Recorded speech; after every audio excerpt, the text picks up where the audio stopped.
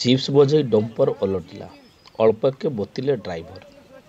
ମୋରଡ଼ା ଥାନା ଅନ୍ତର୍ଗତ ମୋରଡ଼ା ପଞ୍ଚାୟତର ପାଞ୍ଚଗୁଚ୍ଛା ଗ୍ରାମରେ ଚିପ୍ସ ବୋଝେଇ ଡମ୍ପର ଓଲଟିଲା। ସୂଚନାଯୋଗ୍ୟ ଯେ ଆଜି ବରକନ୍ଦରୁ ମୋରଡ଼ା ପଟକୁ ଆସୁଥିବା ଏକ ଚିପ୍ ବୋଝେଇ 12 ଚକିଆ ଡମ୍ପର ପାଞ୍ଚଗୁଚ୍ଛାଠାରେ ଏକ ବସ୍କୁ ରାସ୍ତା ଦେବାକୁ ଯାଇ ପାଣି ଯାଉଥିବା କେନାଲକୁ ଓଲଟି ପଡ଼ିଥିଲା।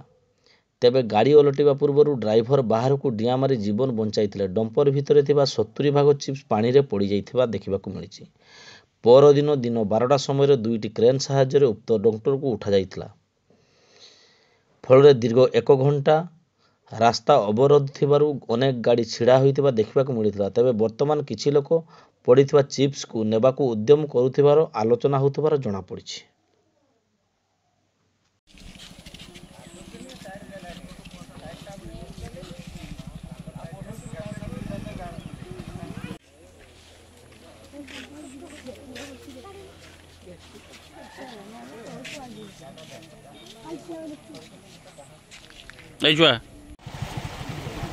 କେତେ 40 ଟଙ୍କା ମିଳୁଥିବ 10,000